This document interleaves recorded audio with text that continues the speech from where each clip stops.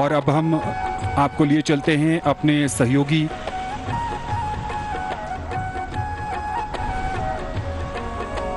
इस टनल के निर्माण से कई कहानियां जुड़ी हुई हैं और हम अब से कुछ देर बाद आपको कुछ ऐसे लोगों से मिलवाएंगे और उनसे बातचीत करेंगे जो इस टनल से जुड़ी कई रोचक जानकारियां आप तक पहुंचाएंगे।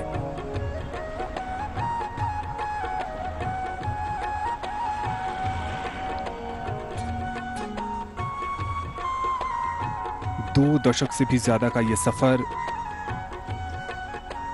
और अब हम आपको लिए चलते हैं अपने सहयोगी शिवेंद्र चतुर्वेदी के पास, जो उन लोगों के साथ हैं, उन चुनिंदा लोगों के साथ हैं जो अटल टनल के निर्माण कार्य से जुड़े रहे, और उनसे जानने की कोशिश करते हैं कि कैसे यह निर्माण संभव हुआ और क्या क्या बाधाएं आई। तो अटल टनल का विधिवत उद्घाटन हो चुका है। माननीय प्रधानमंत्री महोदय ने एक जनसभा को भी संबोधित किया और अब वो दूसरी जनसभा को संबोधित करने के लिए रवाना हो चुके हैं। और हमारे साथ कुछ खास मेहमान मौजूद हैं जो अटल टनल रोहतांग के बारे में हमें कुछ खास जानकारी देंगे। आइए बात करते हैं मिस्टर एम पद्म कुमार से, जो कि कंसल्टेंट हैं अटल प्रोजेक्ट के। पद्म कुमार जी, ये बताएं कि ये प्रोजेक्ट इंडिविजुअली आपके लिए और एक ऑर्गेनाइजेशन के तौर पर आपके लिए किस तरीके का एक्सपीरियंस लेके आया है? We have gained a very rich experience by involving in the construction of this Atal tunnel, and also gained the expertise in carrying out the project in such a very high, altitude and the other geological conditions. So, I mean, technical aspects, if we look at it, then what were the technical challenges while implementing this particular project for your concern? Technically, the project was very challenging. And then mainly because of the geological and geotechnical issues.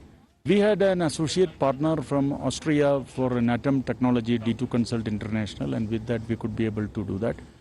And mainly our the total expertise belongs to the review of the designs and the giving the as required engineering in while implementing this one, and then while meeting the different rock classes. So, if I'm correct, you are coming from southern part of the country. So, coming from southern part of the country, most probably Kerala you are from, and coming to this part of the country, northernmost part of the country, how did you feel, and what were different kind of challenges and atmosphere you have faced over here? Atmospherically, I do not face any other problem than in Kerala, because I felt all India is unique for me, because several years I worked outside the country, and almost all our people from this place, the team we employed, 5-6 people are from Europe, and then majority of the people are from this area only. So that we could help the providing the technical know-how and the other one, and particularly as a Keralite, I feel challenging and then involving in the project, and then in the future also I hope that we should participate in the similar projects.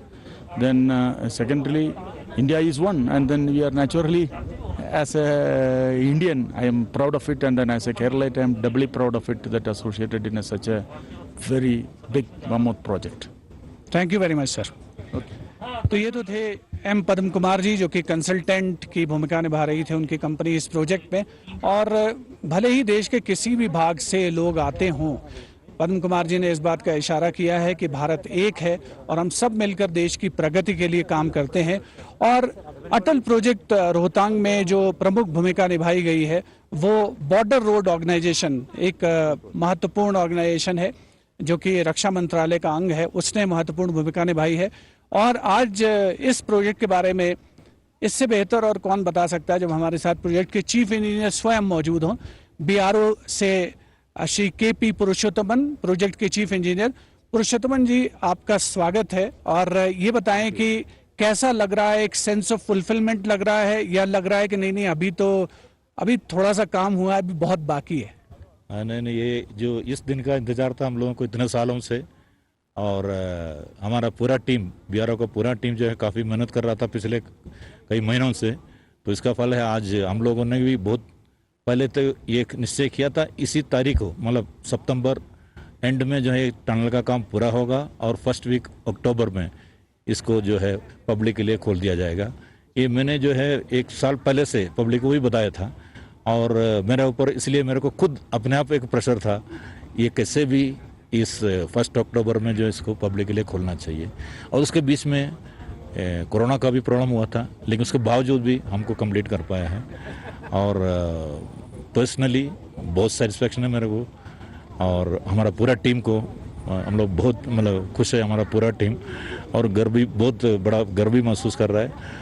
और हम लोगों को इस अच्छा tunnel को, इतना लंबा tunnel को, वर्ल्ड का longest highway tunnel about 10,000 feet tunnel को हमको देश को समर्पित कर पाया है।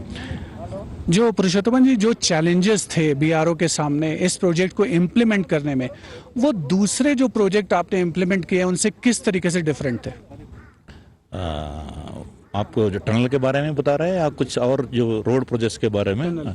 टनल के बारे में, इस टनल का प्रोजेक्ट, बाकी टनल का मतलब, इस टनल जो है सबसे बड़ा लंबा टनल है जो बीआरओ अंडरटेक कर रहा है।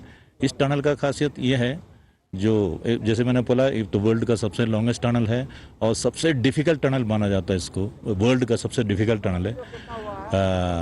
इसमें सबसे बड़ा प्रॉब्लम होता है सेरी नाला, एक प्रॉब्लम था, तो वो 600 मीटर का तकरीबन 600 मीटर लंबा है। वो सबसे बड़ा एक शेयर जोन है, वो भी एक जो है एक रिकॉर्ड है, कोई भी टनल में इतना लंबा कंटिन्यूस शेयर जोन जो है कोई टनल में हो, तो उसको अपने पार करने में हमको बहुत मेहनत करना पड़ा। इसके वजह से जो है टनल का जो कम्प्लीशन भी 4 साल जो है और आगे बढ़ा है। तो लेकिन हमारा पूरा इंजीनियर्स, हमारा कॉन्ट्रैक्टर सब साथ मिलके उसका सोल्यूशन निकाला है और आगे बढ़ा है। उसका नतीजा है आज हम देख रहे हैं, ये टनल जो है पब्लिक के लिए हम खोल पाया है। बहुत बहुत शुक्रिया sir, thank you very much. K P Purushothaman, जो कि चीफ इंजीनियर बीआरओ से आते हैं, और बॉर्डर रोड ऑर्गेनाइजेशन की भूमिका बड़ी महत्वपूर्ण है। तो हम बात कर रहे हैं अलग अलग लोगों से, और अब आपके साथ एक खास मेहमान, हमारे साथ खास मेहमान जुड़ रहे हैं, कर्नल परीक्षित मेहरा, जो कि डायरेक्टर हैं बीआरओ के। परीक्षित जी, सबसे पहले आप ये बताएं कि आज जब कंप्लीशन पे पहुंचा ये प्रोजेक्ट, माननीय प्रधानमंत्री ने देश को समर्पित किया, इंडिविजुअली और बीआरओ के सदस्य के तौर पर आपको कैसा महसूस हुआ? सबसे पहले तो बीआरओ के सदस्य के तौर पर एज एन ऑर्गेनाइजेशन हम बहुत प्राउड हैं। We are proud and we are thankful to everybody जिन्होंने हमारे साथ काम किया, चाहे वो हमारे कंसल्टेंट्स थे, कॉन्ट्रैक्टर्स थे, हमारे मजदूर थे, हमारे इंजीनियर्स थे, उन सब के लिए सबकी तरफ हम बहुत थैंकफुल हैं। और हम बहुत प्राइड फील करते हैं, क्योंकि अटल टनल को दुनिया का सबसे मुश्किल टनल माना जाता है। 2 किलोमीटर पहाड़ के नीचे है, 600 मीटर का एक शेयर जोन क्रॉस किया है जो किसी टनल ने दुनिया में नहीं किया है। इसके अंदर सारे आधुनिक उपकरण हैं। तो इस टनल के साथ actually as a country India has arrived as far as tunneling is concerned, so we feel extremely proud. Personally also I feel very elated and I feel a sense of completion because मैंने इस tunnel को सेरीनाला में देखा है, मैंने इसका break through देखा है जब हमारे दोनों एंड्स ज्वाइन हुए थे, एंड आज फॉर्चुनेटली मैं इसका इनॉग्रेशन भी देख पा रहा हूँ। तो मेरे लिए पर्सनली ये बहुत बड़ा माइलस्टोन है। तो जैसा आपने कहा कि बहुत सारे ऑर्गेनाइजेशंस थे जो इन्वॉल्व थे इसके कंप्लीशन में, किस तरीके के चैलेंजेस उसमें फेस किया आपने, क्योंकि जो कोऑर्डिनेशन है वो बहुत इंपॉर्टेंट है इतने बड़े प्रोजेक्ट में? एक्चुअली बहुत इंटरेस्टिंग कॉम्बिनेशन था। जो हमारे कॉन्ट्रैक्टर्स हैं, they were Strabag and Afcons. Strabag Austrian company, Afcons the Indian company, and दोनों अपनी अपनी जगहों पे लीडिंग कंपनीज हैं। दोनों का एक अपना कल्चर है। उस कल्चर को मिक्स करके, उस कल्चर को एक दूसरे से अंडरस्टैंड करके जैसे उस जॉइंट वेंचर ने परफॉर्म किया है, वो इन इटसेल्फ एक उपलब्धि है। एंड हमने बहुत सीखा स्ट्रॉबैग से, बिकॉज ऑस्ट्रियंस को टनलिंग में एक्सपीरियंस है, उन्होंने हमारे को प्रैक्टिसेस दी, उन्होंने हमारे को सिस्टम्स दिए। बट जब मुश्किल वक्त आया तब एफकॉन्स ने बहुत काम किया, क्योंकि एफकॉन्स को मुश्किल में काम करने की आदत थी। हमारे कंसल्टेंट्स हैं, स्मेक है जो एक ऑस्ट्रेलियन फर्म है, एंड उन्होंने बहुत डिज़ाइन किया इस टनल को, एंड हमारे को कंटिन्यूसली डिज़ाइन सपोर्ट दिया। D2 पेम्स और ICT का एक जॉइंट वेंचर हमारे कंसल्टेंट्स का, जिनके लड़के दिन रात इस टनल में रहते थे, जो हमारी आंखें और कान थे इस टनल में। बहुत बहुत शुक्रिया परीक्षित जी, आपको हमसे बातचीत करने के लिए, और best of luck. Thank you, धन्यवाद। तो लालमणि सिंह जी हैं हमारे साथ, जो कि इस प्रोजेक्ट से जुड़े रहे हैं। लालमणि सिंह जी, अपने बारे में कुछ बताएं, और आपका जो एसोसिएशन है इस खास प्रोजेक्ट से, वो कैसा रहा है?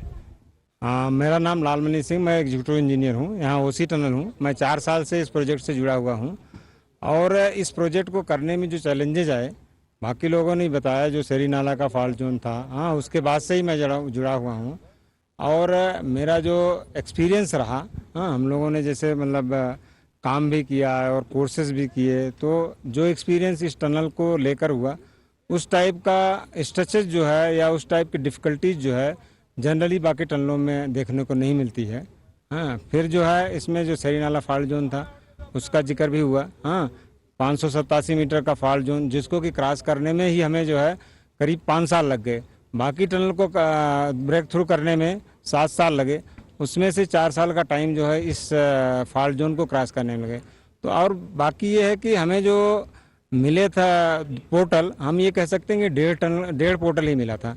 एक पोर्टल जो है आपको 6 महीने काम करते थे, एक पोर्टल में हम जो है 1 साल काम कर पाते थे, और उस पोर्टल में भी आप समझिए कि कम से कम 2 महीने के पास ऐसा रहता था जिसमें बर्फबारी और जो है काम जो है बंद रहता था। तो इस वजह से जो है चैलेंजेस बहुत थे। लालमणि सिंह जी, बहुत बहुत शुक्रिया अपने विचार हमारे साथ शेयर करने के लिए इस प्रोजेक्ट के बारे में। Thank you. Lalmani Singh project के एग्जीक्यूटिव इंजीनियर, जिन्होंने बताया कि खास तौर पर सभी लोगों ने इस बात को उल्लेख किया इस बात का कि जो फॉल्ट जोन था सेरी नाला का, वो बहुत बड़ी समस्या थी। और अब हमारे साथ हैं एफकॉन्स के मैनेजिंग डायरेक्टर एस परम शिवम। परम शिवम जी, ये बताएं कि ये जो प्रोजेक्ट है उसका जो एग्जीक्यूशन है वो आपकी कंपनी के लिए क्या मायने रखता है? आज आप कैसा महसूस कर रहे हैं जब सफलता के साथ ये पूरा हुआ है? वो कंपनी का मैं बोल सकता है वो बहुत बढ़िया बेनिफिट हुआ, because we are associated with the longest tunnel in the world, and Strabag Afcons joint venture have done this, and it's a matter of pride to say that we have done lot of landmark projects in India and abroad. वो Rohtang tunnel है, कलकत्ता में first under water tunnel in India किया, and अभी first time in Patna में MG सेतु में वो सब structure को रिटेन करके सुपर स्ट्रक्चर को निकाल के नया कंस्ट्रक्ट करके दिया, वो भी अभी रिसेंटली इनाग्रेट हुआ 31 अगस्त को। और Chenab bridge, which is the world's tallest rail bridge in the world, 35 metre taller than Eiffel Tower, 359 meter above the ground level. That is, I hope that will get inaugurated towards end of next year, and it's in the final stages. So बहुत projects हम कर रहा हूँ, so वो तरफ से हमारा company का contribution to the nation we consider as the most important thing. Honourable prime minister का जो एक नारा है मेक इन इंडिया, और ये जो प्रोजेक्ट्स जो आप इम्प्लीमेंट कर रहे हैं, खास तौर पर अटल टनल की ही अगर हम बात करें, तो इसमें ये जो एलिमेंट है मेक इन इंडिया का, वो किस हद तक इनकलकेट हुआ है, किस हद तक अकोमोडेट हुआ है? हमको सब्सटैंशियल वर्कफोर्स, वो टोटल अबाउट 1800 का आसपास इन पीक में वर्क किया होगा, उसमें खाली 8 से 20 तक डिफरेंट पीरियड्स फॉरिनर्स था, बैलेंस पूरा इंडियंस था। एक दूसरा इक्विपमेंट बारिंग एक इक्विपमेंट, दूसरा पूरा इक्विपमेंट इंडियन इक्विपमेंट था, एंड वो मोस्ट इंपॉर्टेंटली वो नौकर लोग बहुत लोग हिमाचल का ही था, एंड वो all the materials everything is used from India only, and the technology is substantially Indians with support from Germany. बहुत बहुत शुक्रिया Param Shivam ji, thank you very much for talking to us. तो ये तो थे एफकॉन्स के एमडी परम शिवम और उनके साथी, जिन्होंने हमें बताया कि जहां तक मेक इन इंडिया का जो एक प्रधानमंत्री का नारा है, आह्वान है, वो भी अटल टनल रोहतांग का जो प्रोजेक्ट है उसे पूरी तरीके से इम्प्लीमेंट हुआ है, और उम्मीद करते हैं कि आगे आने वाले दिनों में ये टनल इस राज्य में और हमारे देश में खुशहाली लेकर आएगा। आइए चलें कमेंट्री टीम के पास।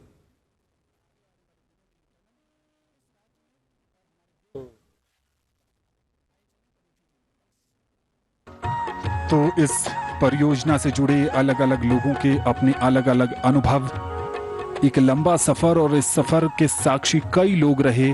हर किसी का योगदान बेहद खास, बहुत महत्वपूर्ण, और आज कठिन परिश्रम को मंजिल मिली।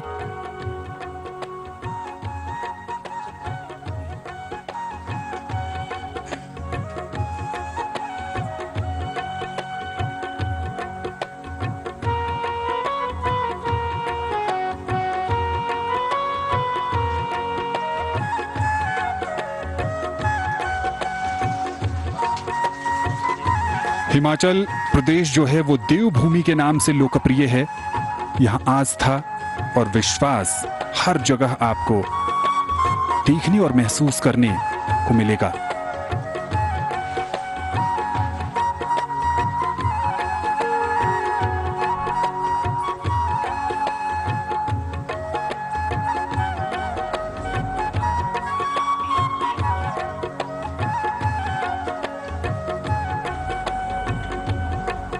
प्रधानमंत्री नरेंद्र मोदी का काफिला सोलंग घाटी के कार्यक्रम स्थल की तरफ बढ़ता हुआ।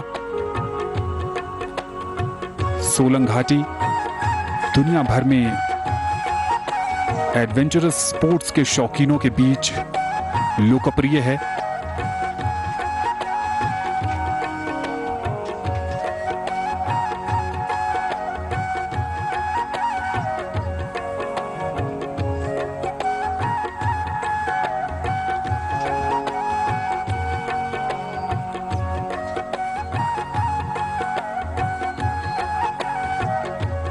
सोलंग घाटी में माननीय प्रधानमंत्री श्री नरेंद्र मोदी जी एक जनसभा को संबोधित करेंगे।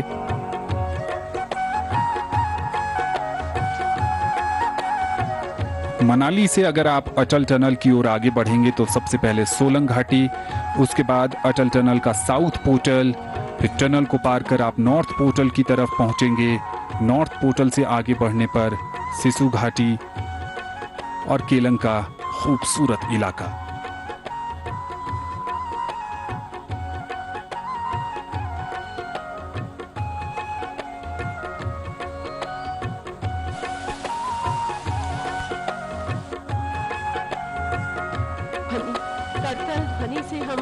सोलंग घाटी का कार्यक्रम स्थल,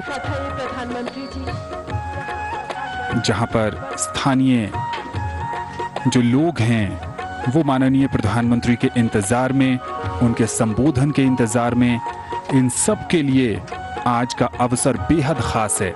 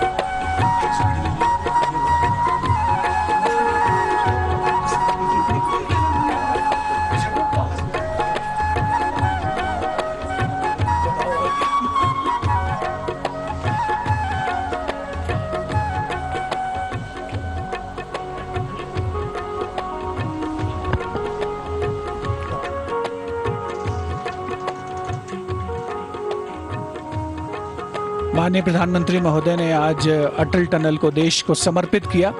उसके बाद एक जनसभा को संबोधित किया उन्होंने सिसु वैली में, और अब उनका आगमन हो चुका है दूसरे जन संबोधन के लिए।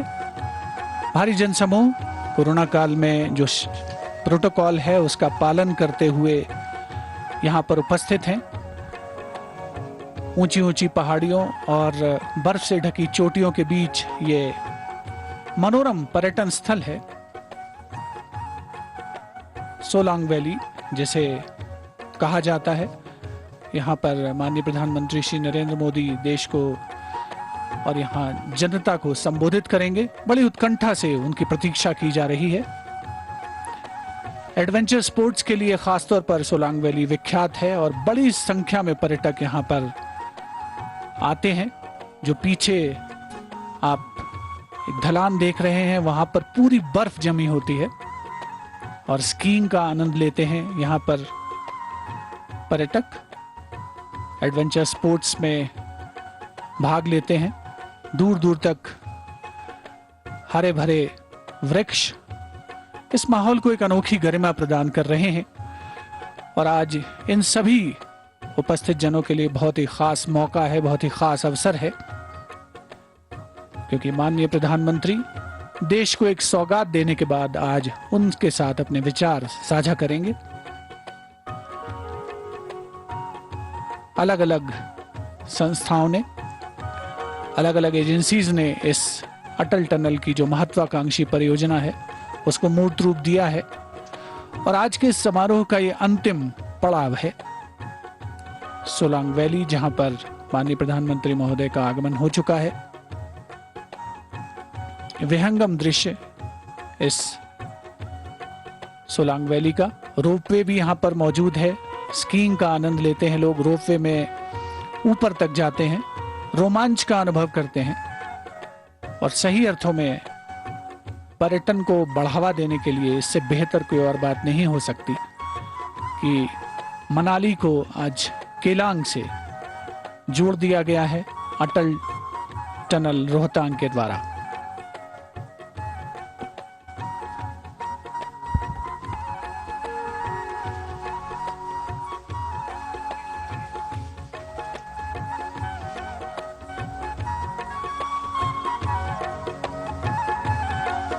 पहाड़ों के बीच झरने,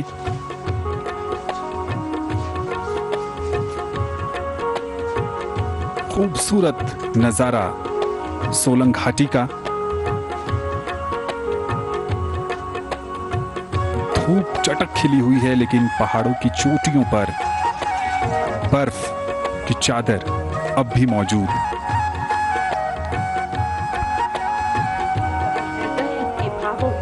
शब्दों में पिरोने आदरणीय अटल जी हर वर्ष प्रेणी आया करते थे।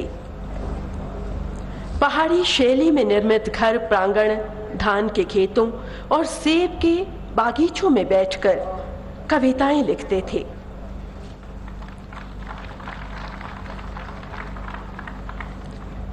हमारे बीच मंच पर आ गए हैं केंद्रीय वित्त राज्य मंत्री जी। हम करतल ध्वनि से इनका अभिनंदन करें। आदरणीय श्री अनुराग ठाकुर जी।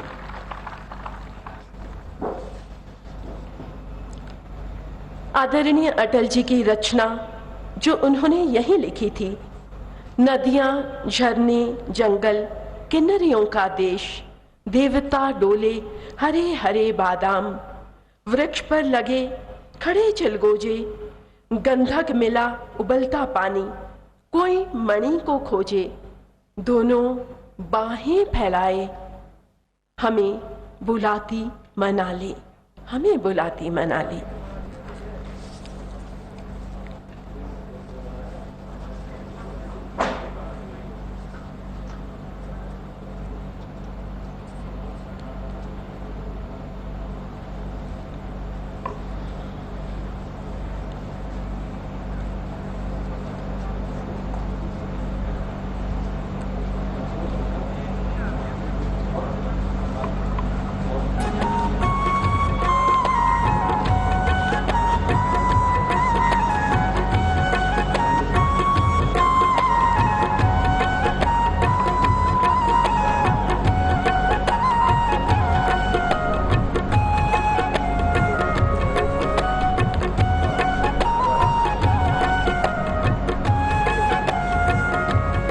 आज हिमाचल वासियों का वो सपना पूरा हुआ, यूं कहें कि देशवासियों का सपना पूरा हुआ, जिसे बहुत पहले हमने देखा था, जिसके माध्यम से खुलेंगे समृद्धि के द्वार।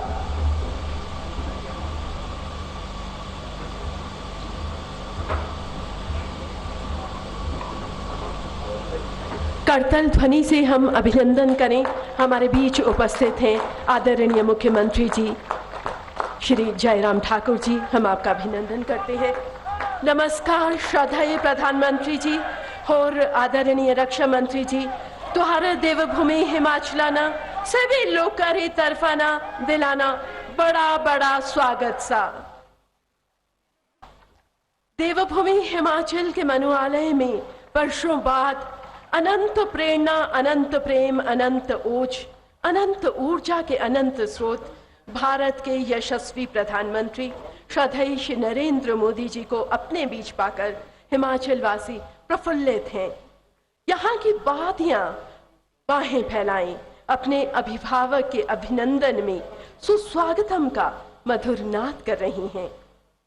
यहाँ का कण कण अतुलनीय अनमोल उपहार अटल टनल रोहतांग के लिए आभार की प्रसन्नचित मुद्रा में कृतज्ञ है।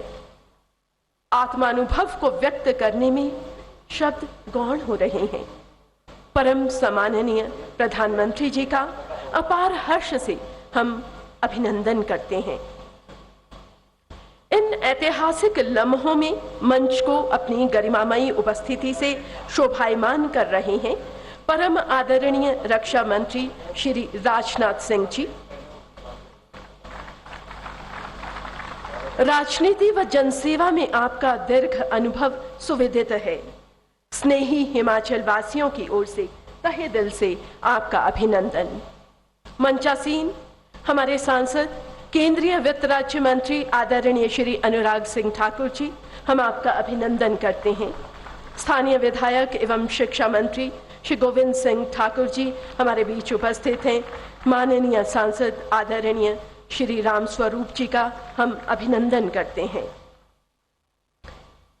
आज भारत के लिए गौरव का दिन है।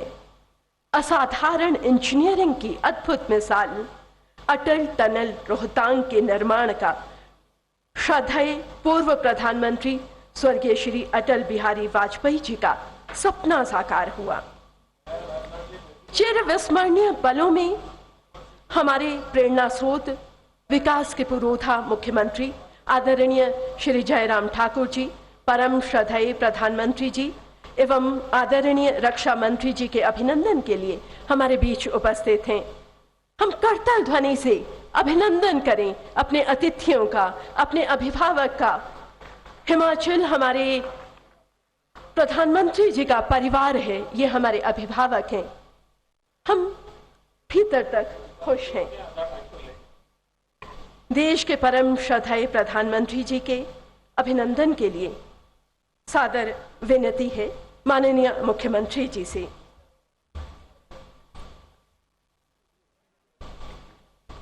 गौरवपूर्ण समृद्ध संस्कृति की द्योतक हिमाचली टोपी हस्तशिल्प का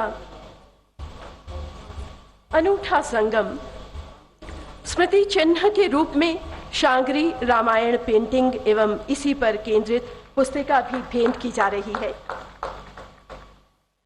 शांगरी रामायण श्रृंखला के चित्र पहाड़ी चित्रकला में कुल्लू शैली की अमूल्य निधियों में शामिल हैं।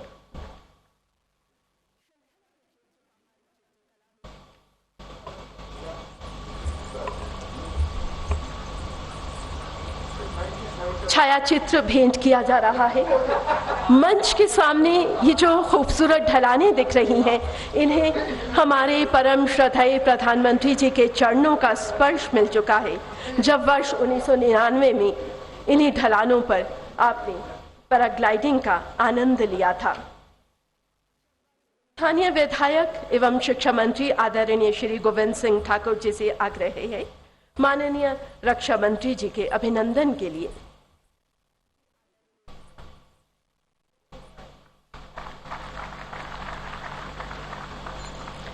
हिमाचली संस्कृति की खूबसूरत भेंट हस्तशिल्प का नायाब तोहफा है ये। शांगरी रामायण पेंटिंग और इसी पर केंद्रित पुस्तिका भेंट की जा रही है। संभवतः 1650 ईस्वी में शांगरी रामायण के चित्रों की रचना की गई थी। धन्यवाद, आभार। हिमाचल के गौरव, हिमाचल के स्वाभिमान के प्रतीक परम आदरणीय मुख्यमंत्री श्री जयराम ठाकुर जी से आदर सहित विनती है गौरवमयी अवसर पर श्रद्धेय प्रधानमंत्री जी एवं आदरणीय रक्षा मंत्री जी और अन्य अतिथियों के अभिनंदन के लिए।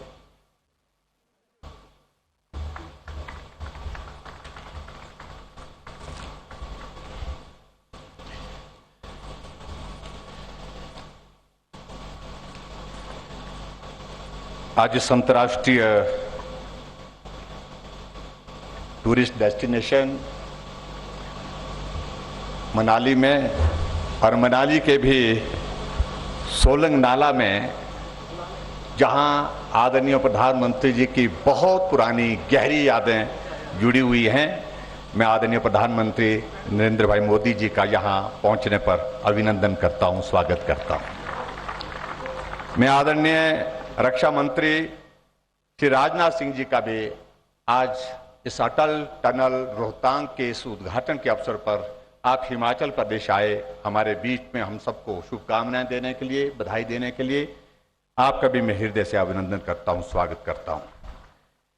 हिमाचल के ही हमारे नौजवान साथी, मेरे छोटे भाई अनुराग ठाकुर जी, केंद्रीय वित्त राज्य मंत्री, आप भी इस अवसर पर हमारे बीच में उपस्थित हैं, आपका भी मैं अभिनंदन करता हूं, स्वागत करता हूं। आपके इस विधानसभा क्षेत्र के हमारे लोकप्रिय विधायक और हिमाचल सरकार में शिक्षा मंत्री भाई गोविंद सिंह जी ठाकुर और माननीय सांसद श्री रामस्वरूप शर्मा जी, पार्टी के हमारे प्रदेश के अध्यक्ष सुरेश कश्यप जी, विधानसभा के सम्मानीय अध्यक्ष श्री विपिन सिंह परमार जी, सभी मंत्रीगण, सभी विधायकगण और यहाँ उपस्थित पत्रकार मित्रों, भाई और बहनों, आज हमारे लिए बहुत सौभाग्य की बात है कि हिमाचल प्रदेश एक छोटा राज्य होने के बावजूद भी अपनी पहचान देश के अंदर नहीं, देश के अतिरिक्त पूरी दुनिया में अटल टनल के इस उद्घाटन के माध्यम से करने में कामयाबी हासिल की। इसके लिए मैं हिमाचल वासियों को जहां बधाई देता हूं, वहां आदरणीय नरेंद्र भाई मोदी जी का हृदय से आभार व्यक्त करता हूं। मुझे इस बात की भी प्रसन्नता है कि ये आज का दिन 3 कार्यक्रम, 70 किलोमीटर का सफर और 35 किलोमीटर जाना, 35 किलोमीटर आना, और उसके बाद हमने कहा यह संभव नहीं है कि मनाली के लोगों के साथ मिले बिना आप जा सकते हैं। बहुत सारी यादें आपकी जुड़ी हुई हैं, बहुत सारी यादें अटल बिहारी वाजपेयी जी, पूर्व प्रधानमंत्री जी के मनाली के साथ जुड़ी हैं। और उसी रूप में मैं कह सकता हूं, जिस प्रकार से अटल जी ने मनाली को अपना माना, हिमाचल को अपना माना, उसी प्रकार से आपने भी वही स्नेह हिमाचल वासियों को दिया, आपने वही प्यार हिमाचल के साथ साथ अपने कुल्लू मनाली के इस इलाके को दिया। इसके लिए भी मैं आपका बहुत आभार व्यक्त करता हूं, हृदय से आभार व्यक्त करता हूं। मुझे आज के इस कार्यक्रम को हम बहुत देर हो रहे हैं और मैं लंबी बात नहीं कहूंगा, लेकिन मुझे इस बात को लेकर के प्रसन्नता है कि आज के इस ऐतिहासिक टनल, अटल टनल के उद्घाटन के अवसर पर, जहां कुल्लू वालों का लाहौल घाटी में जाना सरल हो गया, वहां लाहौल वालों का कुल्लू मनाली में आना सरल हो गया, और उसके साथ पर्यटन की दृष्टि से यह टनल बहुत महत्वपूर्ण भूमिका आने वाले समय में निभाएगी। उस दृष्टि से ये एक मील का पत्थर हिमाचल प्रदेश में आने वाले समय में साबित होगा, ऐसा मुझे पूरा भरोसा है। अटल टनल के इस उद्घाटन के अवसर पर आदरणीय मोदी जी से जब हमारी बातचीत हुई तो आपने इच्छा जाहिर की कि आऊंगा और वर्चुअली नहीं करूंगा, आकर के उद्घाटन करूंगा। कोरोना के संकट के दौरान बहुत, जहां पूरा विश्व कठिनाई के दौर में से गुजर रहा है, देश भी गुजर रहा है, प्रदेश भी गुजर रहा है, लेकिन उसके बावजूद भी आपने ये पहला कार्यक्रम है वर्चुअली नहीं, जो एक्चुअली आप करने के लिए जहां हमारे बीच में उपस्थित हुए, दिल्ली से यहां पर पहुंचे। इससे साबित होता है कि हिमाचल के प्रति, हिमाचल के लोगों के प्रति आपका किस प्रकार का स्नेह है, किस प्रकार का प्यार है, और हिमाचल वासी कभी भी भूल नहीं सकते हैं आपके इस उपकार को, आपके इस एहसान को जो आपने हम पर किया है। मैं आदरणीय प्रधानमंत्री जी के समक्ष में इतना ही जरूर कहना चाहता हूं, क्योंकि ये जगह बहुत पुरानी, जब हम वीडियो कॉन्फ्रेंस के माध्यम से बात कर रहे थे कार्यक्रम की रूपरेखा को लेकर के, तो जब हमने सोलंग का जिक्र किया और सोलंग का जिक्र करते ही आपके मस्तिष्क में वो यादें ताजा हो गई, तो आपने कहा कि ये क्या वही जगह है जहां हम कभी आते थे और आकर के पैराग्लाइडिंग करते थे। हमने कहा बिल्कुल वही जगह है, और पैराग्लाइडिंग स्वाभाविक रूप से एक ऐसी, ये एक इवेंट है जिस इवेंट को सहजता से कोई आदमी नहीं करता है। जो चुनौती को सामना करने वाला, साहस करने वाला और हट करके काम करने वाला वो व्यक्ति इस वक्त इस काम को कर सकते हैं। और ऐसे में आप जो है बहुत पहले 1997 में यहाँ आए और यहाँ आकर के हमारे उस वक्त के जो है वो जो पैराग्लाइडिंग को बढ़ाने के लिए रोशन जी यहाँ पर काम कर रहे थे, तो उनके साथ पैराग्लाइडिंग की मुझे लगता है कि वो सारी यादें बहुत ताज़ा हुई होंगी आज आपकी। तो मैं आज के इस कार्यक्रम में सिर्फ इतना ही कहना चाहता हूँ, हम चाहते थे कि यह कार्यक्रम बड़ा हो, भव्य हो, क्योंकि बड़ा कार्यक्रम टनल का इतना आज तक हिमाचल प्रदेश के इतिहास में इतना बड़ा प्रोजेक्ट हमारे पास कोई नहीं। लेकिन कोरोना के चलते हमको इस कार्यक्रम को नियमों के अनुसार बांधना पड़ा और मुझे इस बात को लेकर के आदरणीय प्रधानमंत्री जी को जानकारी देते हुए प्रसन्नता है कि हिमाचल प्रदेश की 3226 पंचायतों में हमने इस कार्यक्रम को सीधा जोड़ा हुआ है। और बहुत सारे लोग जो हमारे वरिष्ठ लोग हैं, गवर्नर साहब हैं, आदरणीय धूमल जी हैं, आदरणीय शांता कुमार जी हैं, सब लोग, क्योंकि इस कोरोना के चलते हमने उचित समझा कि वो अपने घर से ही इस कार्यक्रम का हिस्सा बने, वो टेक्नोलॉजी के माध्यम से जुड़ करके, और टेक्नोलॉजी के साथ साथ में हिमाचल प्रदेश में जहां हमारा इस दूरदर्शन के पूरे देश में इस कार्यक्रम को जो है दिखाने का एक अवसर हमको प्राप्त हुआ है, उसके माध्यम से इस कार्यक्रम के साथ जुड़ करके करें। मैं ज्यादा नहीं कहना चाहता हूं, मुझे इस बात की प्रसन्नता है कि हिमाचल प्रदेश छोटा, लेकिन उसके बावजूद आपने हिमाचल प्रदेश की पहचान बनाने में राष्ट्रीय स्तर पर जो सहयोग दिया है, हिमाचल के ही हमारे पार्टी के कार्यकर्ता आदरणीय जगत प्रकाश नड्डा जी को भारतीय जनता पार्टी का राष्ट्रीय अध्यक्ष का दायित्व देना हमारे लिए सब लोगों के लिए यह गर्व का विषय है। हिमाचल प्रदेश में इस टनल का निर्माण होना, और ये टनल एक नहीं कई मायनों में पूरे दुनिया का ध्यान आकर्षित करने की परिस्थिति में है, तो इसके लिए भी मैं आपका हृदय से आभार व्यक्त करता हूं। और बहुत लंबी बात नहीं कहते हुए आदरणीय प्रधानमंत्री जी का हिमाचल पहुंचने पर, हिमाचल में हमारे बीच में आकर के इस कार्यक्रम में भाग लेने के लिए आपने समय निकाला, मैं हृदय से आभार व्यक्त करते हुए आदरणीय राजनाथ सिंह जी का, जिनका मार्गदर्शन हमेशा हमको मिलता रहता है। हिमाचल प्रदेश में आप अनेक स्थानों पर कार्यक्रमों के दौरान आते हैं, तो आप भी आज के इस कार्यक्रम में रक्षा मंत्री के बतौर यहाँ पर हमारे बीच में उपस्थित हैं, आपका भी मैं आभार व्यक्त करता हूँ। बहुत बहुत धन्यवाद, नमस्कार, जय हिंद।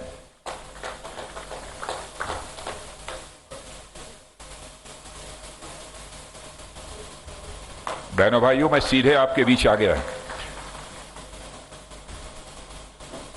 और मैं बिना संबोधन के अपनी बात प्रारंभ करना चाहता हूं। यह भूमि देवभूमि है, यह भूमि सैन्य भूमि है, तो सबसे पहले मैं इस भूमि को नमन करता हूं। और मैं अपने यशस्वी प्रधानमंत्री आदरणीय मोदी जी के प्रति कृतज्ञता ज्ञापित करना चाहता हूं कि आज के 20 साल पहले आदरणीय अटल बिहारी वाजपेयी जी ने जो संकल्प लिया था, उस संकल्प को सिद्ध करने में महत्वपूर्ण भूमिका यदि किसी ने निभाई है तो हमारे प्रधानमंत्री आदरणीय नरेंद्र मोदी जी ने निभाई है। और यह विश्व का सबसे बड़ा टनल है। यदि मैं उसको एक वाक्य में कहूं तो मैं कह सकता हूं कि हमारे प्रधानमंत्री ने भारत माता के मुकुट में एक रत्न और जड़ दिया है इस अटल टनल रोहतांग के रूप में। इसके क्या क्या लाभ होंगे उस डिटेल में भी नहीं जाना चाहूंगा। ऑल वेदर कनेक्टिविटी आपको मिल गई। अब आप भारत से किसी भी मौसम में कटे नहीं रहेंगे। अब कोई भी राष्ट्र तभी तक संप्रभु रह सकता है, सावरन रह सकता है, एक रह सकता है, खंड रह सकता है, उसके किसी भी कोने में रहने वाले लोग एक दूसरे से हर प्रकार से जुड़े हुए हों। आपका सामाजिक और आर्थिक कितना विकास होगा इससे भी आप सभी अच्छी तरह परिचित हैं, उस विस्तार में भी मैं नहीं जाना चाहता हूं। लेकिन इस टनल के बारे में जो भी होगा आदरणीय मोदी जी आपको जानकारी और कुछ विस्तार से देंगे। लेकिन इस टनल को देखने के बाद मैं इस नतीजे पर पहुंचा हूं कि सचमुच यदि संकल्प दृढ़ हो तो साधन की कोई ज्यादा अहमियत नहीं रह पाती। हमारे प्रधानमंत्री का यह संकल्प दृढ़ था, इसलिए यह टनल बनकर इतनी जल्दी तैयार हो गया है। और जहां तक आत्मनिर्भर भारत बनाने की बात आज हिंदुस्तान के हर व्यक्ति के जुबान पर है। बहनों भाइयों, हमारे प्रधानमंत्री की दूरदृष्टि को समझने की आप कोशिश करिए। जब से उन्होंने प्रधानमंत्री का दायित्व संभाला है, जनधन योजना से लेकर चाहे वो गैस सिलेंडर हो, घर देने का काम हो, शौचालय बनाने, बहुत सारे काम, समय नहीं लूंगा, जो भी किया हो, और यहां तक कि डिफेंस में आकर उन्होंने कहा कब तक हथियार हम दुनिया के दूसरे देशों से मंगाते रहेंगे, फैसला कर लो ऐसे कुछ उपकरण, हथियार कि हम दुनिया के देशों से नहीं मंगाएंगे बल्कि भारत में उसे पैदा करेंगे और दुनिया के दूसरे देशों में वो एक्सपोर्ट करने का हम काम करेंगे। वह सिलसिला भी हम लोगों ने शुरू कर दिया है। इस देश के पौरुष को पहचाना है, इस देश के मेधा को पहचाना है। इसीलिए हमारे प्रधानमंत्री ने भारत को एक आत्मनिर्भर भारत बनाने का संकल्प लिया है। और बहनों भाइयों, जो मैं जानता हूं उस आधार पर मैं कह सकता हूं, भारत को आत्मनिर्भर भारत बनने से अब दुनिया की कोई ताकत हमको रोक नहीं सकती है। इन्हीं शब्दों के साथ मैं पुनः आदरणीय प्रधानमंत्री जी का अभिनंदन करते हुए अपना निवेदन समाप्त करता हूं।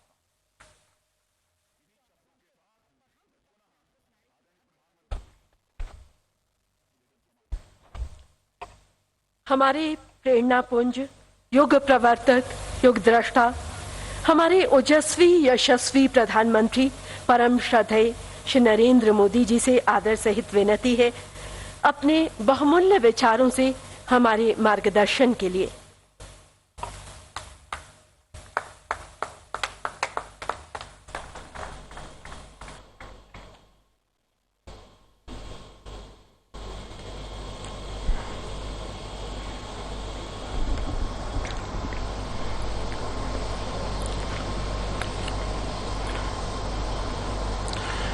केंद्रीय मंत्रिपरिषद के मेरे सहयोगी श्रीमान राजनाथ सिंह जी,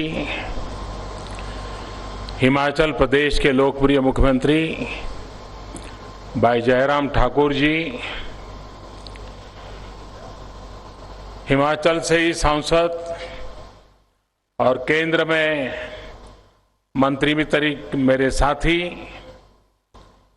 हिमाचल का छोकरा श्री अनुराग ठाकुर जी, स्थानीय विधायक, सांसदगण और हिमाचल सरकार में मंत्री भाई गोविंद ठाकुर जी, अन्य मंत्रीगण, अन्य सांसदगण, विधायकगण, बहनों और भाइयों, तुसा सहबी रे अपने प्यारे अटल बिहारी वाजपेयी जी री सोचा रही बदौलत कुल्लू, लाहौल, ले, लद्दाख रे लोकारी तई ये सुरंगारा तोहफा तुसा सेवी वे मेलू, तुसा सेवी वे बहुत बहुत बधाई और मुबारक।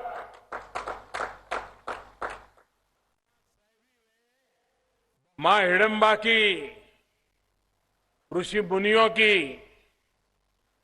तपोस्थली, जहां 18 करोड़ यानी गांव-गांव देवताओं की जीवंत और अनूठी परंपरा है, ये भी इस दिव्य धरा को मैं प्रणाम करता हूं, नमन करता हूं। और कंचनगंगा, कांचननाग, कांचननाग की ये भूमि, अभी जयराज जी हमारे मुख्यमंत्री जी वर्णन कर रहे थे पैराग्लाइडिंग के बड़े शौक का। अच्छा तो लगता था उड़ने का, लेकिन जब पूरी कीट उठा करके ऊपर तक जाना पड़ता था तो दम उखड़ जाता था। और एक बार शायद दुनिया में और किसी ने किया होगा कि नहीं मुझे मालूम नहीं, अटल जी मनाली आए थे, मैं यहां संगठन की व्यवस्था वाला व्यक्ति था तो थोड़ा पहले आया था। तो हमने एक कार्यक्रम बनाया, 11 पैराग्लाइडर्स पायलट एक साथ मनाली के आसमान में, और जब अटल जी पहुंचे तो सबने पुष्प वर्षा की थी। शायद दुनिया में पैराग्लाइडिंग का ऐसा उपयोग पहले कभी नहीं हुआ होगा, लेकिन जब शाम को मैं अटल जी से मिलने गया तो कह रहे भाई बहुत साहस कर रहे हो, ऐसा क्यों करते हो। लेकिन वो दिन मैंने मनाली के जीवन में भी एक बड़ा सा अवसर बन गया था कि पैराग्लाइडिंग से पुष्प वर्षा करके वाजपेयी जी के स्वागत करने की कल्पना बहुत ही रोचक थी। हिमाचल के मेरे प्यारे भाई बहनों, आप सभी को अटल टनल लोकार्पण की भी आज बहुत बहुत बधाई है। और जैसा मैंने पहले कहा, ये जगह भले आज सभा हो रही है और मैं तो देख रहा हूं सोशल डिस्टेंसिंग का परफेक्ट प्लानिंग हुआ है, दूर दूर तक सब बराबर सोशल डिस्टेंसिंग करके और अपना हाथ भी उठा करके मुझे आज उन सबका भी अभिवादन करने का अवसर मिला है। ये जगह मेरी जानी पहचानी जगह है। अटल जी के साथ भी मनाली में मुझे कभी, वैसे मैं बड़ा एक जगह पे ज्यादा समय रुकने वाला व्यक्ति नहीं होता था, बहुत तेजी से दौरा करता था, लेकिन जब अटल जी आते थे तो जितने दिन रुकते थे मैं भी रुक जाता था, तो मुझे भी यहां काफी निकटता का अनुभव आप सबसे होता था। और तब उनके साथ मनाली के, हिमाचल के विकास को लेकर कई बार चर्चा होती थी। अटल जी यहाँ के इंफ्रास्ट्रक्चर, यहाँ की कनेक्टिविटी और यहाँ के पर्यटन उद्योग की काफी चिंता भी करते थे, और वो अक्सर अपनी एक मशहूर कविता सुनाया करते थे। मनाली वालों ने तो जरूर बार बार सुनी है। और सोचिए, जिन्हें ये जगह अपने घर जैसी लगती हो, जिन्हें परिणी गांव में समय बिताना इतना अच्छा लगता हो, और जो यहाँ के लोगों से इतना प्रेम करते हो, वही अटल जी कहते थे अपनी कविता में। वो कहते थे, मनाली मत जाइयो राजा के राज में, जइयो तो जइयो उड़ी के मत जइयो, अधर में लटकियो हो वायुदूत में जहाज में, जइयो तो जइयो संदेशा न पइयो, टेलीफोन बिगड़े हैं मिर्जाम महाराज में। साथियों, मनाली को बहुत अधिक पसंद करने वाले अटल जी की अटल इच्छा थी कि यहां स्थितियां बदले, यहां की कनेक्टिविटी बेहतर हो। इसी सोच के साथ उन्होंने रोहतांग में टनल बनाने का फैसला लिया था।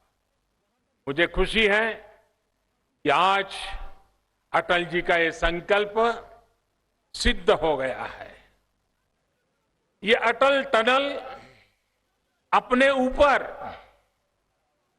भले ही इतने बड़े पहाड़ का, यानी करीब 2 किलोमीटर ऊंचा पहाड़ उस टनल के ऊपर है, इतने बड़े पहाड़ का बोझ उठाए हैं,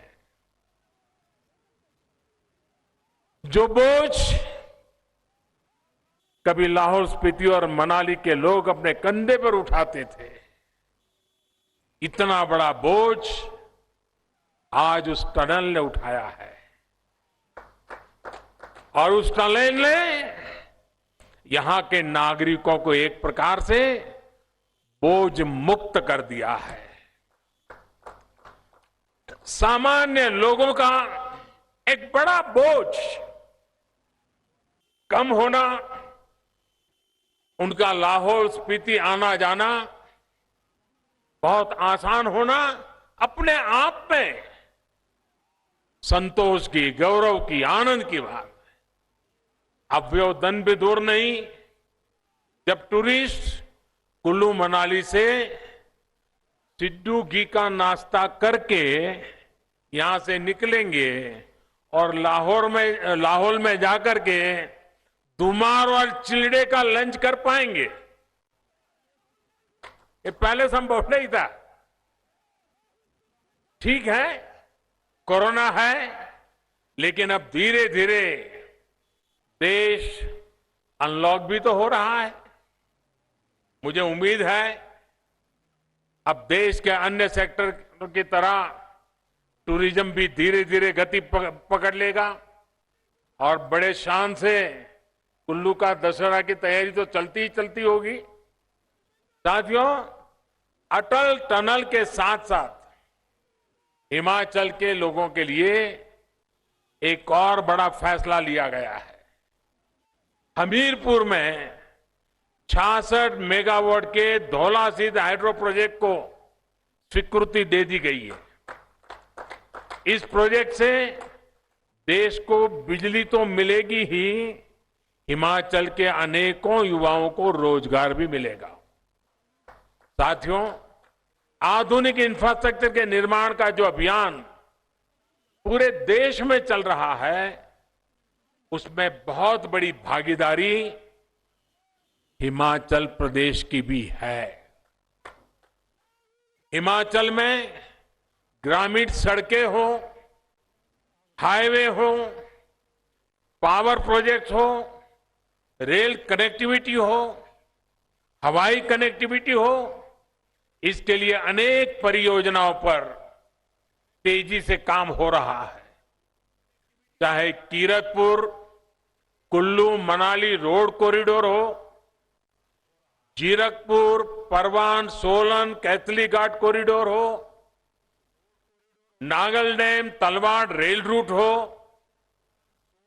भानुपल्ली बिलासपुर बेरी रेल रूट हो, सभी पर तेज गति से काम जारी है। प्रयास यही है कि ये प्रोजेक्ट्स जल्द से जल्द पूरे होकर हिमाचल की सेवा, लोगों की सेवा करना शुरू करें।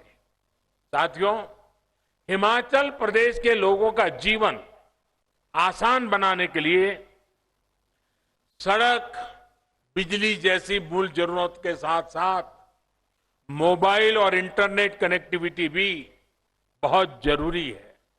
और जो टूरिस्ट डेस्टिनेशन होते हैं, वहां पर आजकल ये बहुत बड़ी रिक्वायरमेंट बन गया है।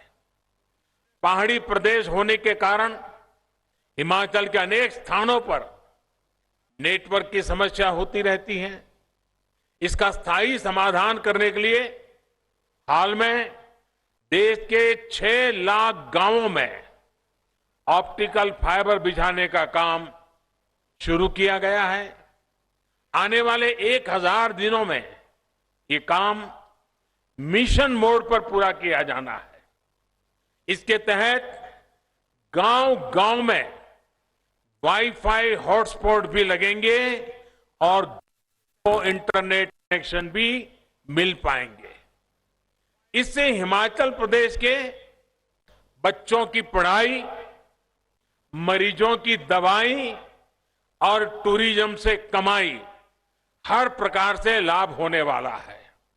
साथियों, सरकार का निरंतर ये प्रयास है कि सामान्य मानवी की परेशानी कैसे कम हो और उसे उसके हक का पूरा लाभ कैसे मिले। और इसके लिए करीब करीब सभी सरकारी सेवाओं का डिजिटल कन्वर्सन, डिजिटलीकरण ये कर दिया गया है। अब सैलरी पेंशन जैसी अनेक सुविधाओं के लिए बार बार दफ्तरों के चक्कर नहीं काटने पड़ते।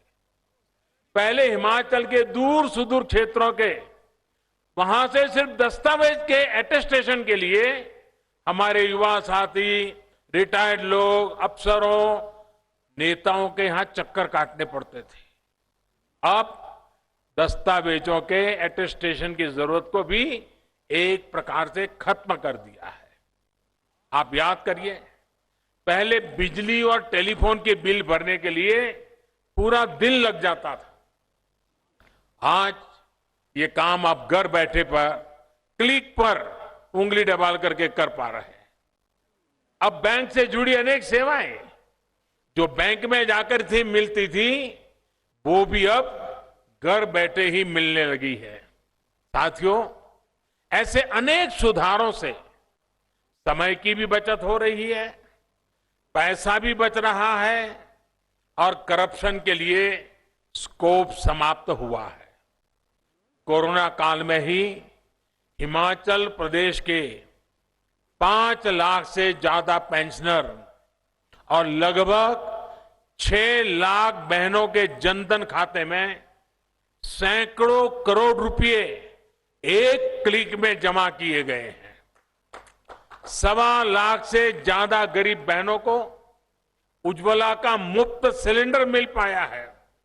साथियों, देश में आज जो रिफॉर्म्स किए जा रहे हैं, उन्होंने ऐसे लोगों को परेशान कर दिया है जिन्होंने हमेशा सिर्फ अपने राजनीतिक हितों के लिए काम किया। सदी बदल गई, लेकिन उनकी सोच नहीं बदली।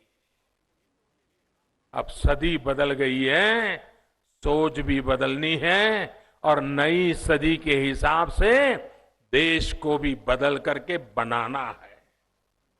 आज जब ऐसे लोगों द्वारा बनाए बिचौलियों और दलालों के तंत्र पर प्रहार हो रहा है, तो जरा बौखला रहे हैं। बिचौलियों को बढ़ावा देने वालों ने देश के किसानों की स्थिति क्या कर दी थी, ये हिमाचल के लोग भी भली भांति जानते हैं। ये आपको भी पता है कि हिमाचल देश के सबसे बड़े फल उत्पादक राज्यों में से एक है। यहां के टमाटर, मशरूम जैसी सब्जियां भी अनेक शहरों की जरूरतों को पूरा करती है। लेकिन स्थिति क्या रही है? कुल्लू का, शिमला का या किन्नौर का जो सेब किसान के बाग से 40-50 रुपये किलो के हिसाब से निकलता है, वो दिल्ली में रहने वालों के घरों में करीब करीब 100-150 रुपये तक पहुंचता है। बीज का लगभग 100 रुपये का जो हिसाब है, न वो कभी किसान को मिला, न कभी वो खरीदार को मिला, तो वो गया कहां?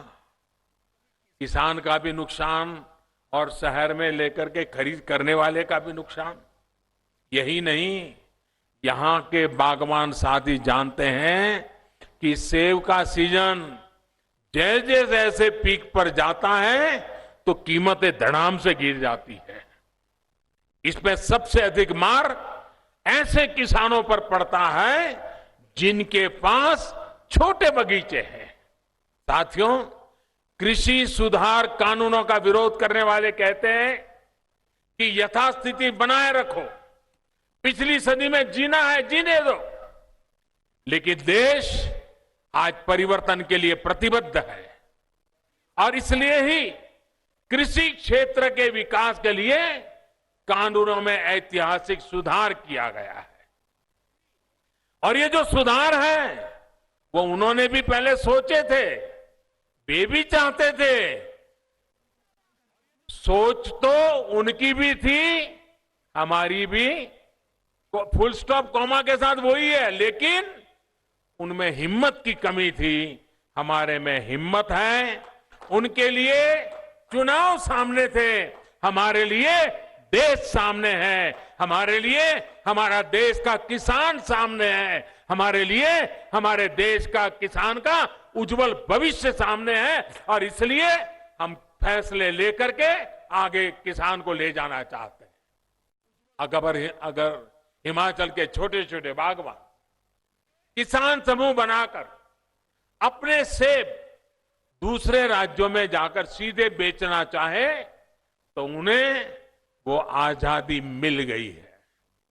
हां, अगर उनको स्थानीय मंडी में फायदा मिलता है, पहले की व्यवस्था से फायदा मिलता है, तो वो विकल्प तो है ही है, उसको किसी ने खत्म नहीं किया है। यानी हर प्रकार से किसानों, बागवानों, उन सबको लाभ पहुंचाने के लिए ही ये सुधार किए गए हैं।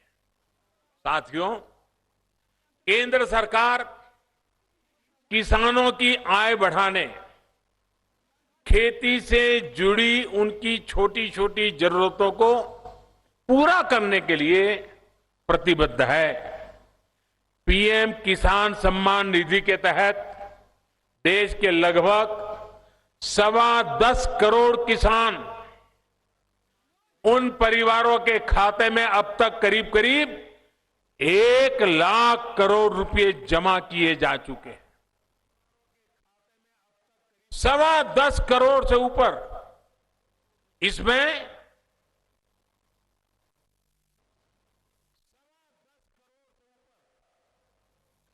उनको ले जाइए, वहां से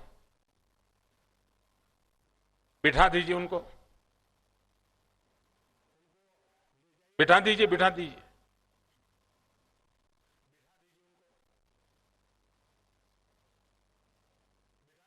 वो हमारी जो मेडिकल टीम होगी, जरा उनको काम पे लगाइए।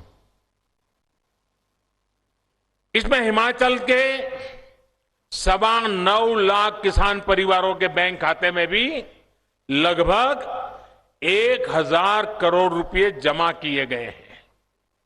कल्पना कीजिए, अगर पहले की सरकारों के समय 1,000 करोड़ रुपए का कोई पैकेज हिमाचल के लिए घोषित होता, तो वो पैसा पता नहीं कहां कहां, किस किस के जेब में पहुंच जाता। उस पर राजनीतिक श्रेय लेने की कितनी कोशिशें होती, लेकिन यहां छोटे किसानों के खाते में ये रुपये चले गए और कोई हो हल्ला नहीं हुआ। साथियों, हाल ही एक और बड़ा रिफॉर्म देश में हमारी श्रम शक्ति को, विशेष तौर पर बहनों और बेटियों को अधिकार देने के लिए किया गया है। हिमाचल की बहनें और बेटियां तो वैसे भी हर क्षेत्र में मुश्किल से मुश्किल काम करने में अग्रणी रहती है, लेकिन नहीं, उस बेटी को ले जाओ भाई, उनको ड्यूटी बाद में करेगी। कोई अफसर जरा, हाँ बेटा, आप बेटा वहां बैठो जाकर के, आप ड्यूटी की चिंता मत करो। कोई साथ में जाइए, आप साथ में जाइए।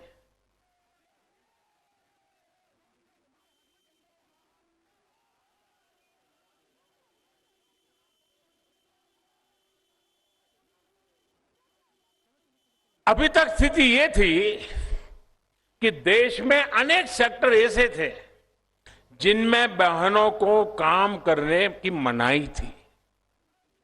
हाल में जो श्रम कानूनों में सुधार किया गया है, उनसे अब महिलाओं को भी वेतन से लेकर काम तक के वो सभी अधिकार दे दिए हैं जो पुरुषों के पास पहले से हैं। साथियों, देश के हर क्षेत्र, हर नागरिक के आत्मविश्वास को जगाने के लिए, आत्मनिर्भर भारत बनाने के लिए सुधारों का सिलसिला लगातार चलता रहेगा।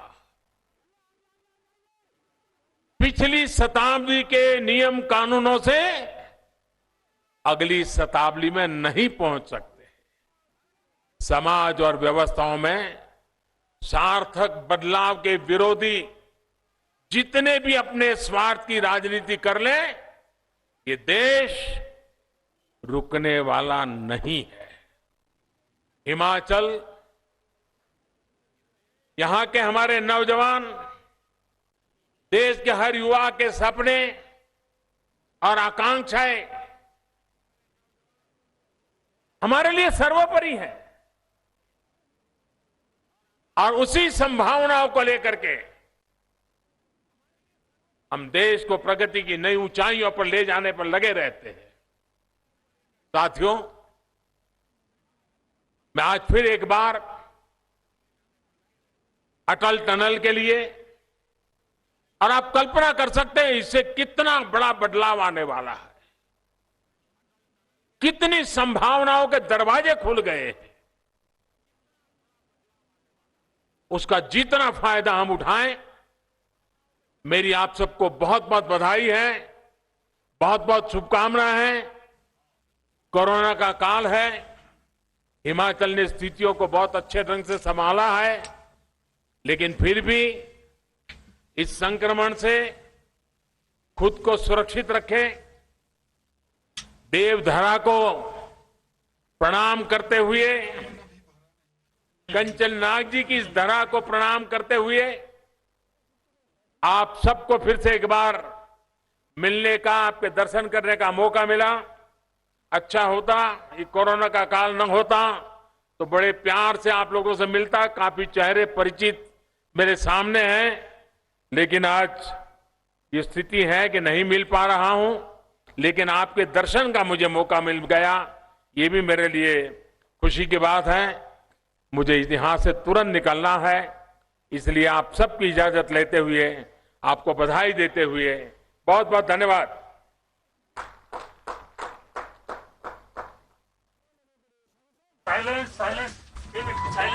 शुक्रिया, आभार श्रद्धेय प्रधानमंत्री जी। हम सौभाग्यशाली हैं, आपके सानिध्य में हमें मधुर स्मृतियां संजोने का सौभाग्य प्राप्त हुआ। हम हिमाचल वासी धन्य हैं। अटल टनल रोहतांग के उपहार को पाकर हम कृतज्ञता ज्ञापित करते हैं। श्रद्धेय संभावनाओं को संभव बनाते हुए अटल टनल रोहतांग का सपना आज साकार हुआ। प्रधानमंत्री नरेंद्र मोदी ने आज इसे राष्ट्र को समर्पित किया। इस टनल के माध्यम से कई सपनों को उड़ान भरने का अवसर मिलेगा। उम्मीद है कि आने वाले समय में ये टनल सामरिक, आर्थिक और पर्यटन के क्षेत्र में अहम भूमिका निभाएगी। दूरदर्शन से जुड़ने के लिए आप सभी का आभार। नमस्कार। ये सीधी तस्वीरें देख रहे थे आप हिमाचल प्रदेश से, जहां प्रधानमंत्री नरेंद्र मोदी सोलांग घाटी में आयोजित जनसभा को संबोधित कर रहे थे। इसी के साथ खास पेशकश में फिलहाल इतना ही। आप बने रहिए राज्यसभा टीवी के साथ। नमस्कार।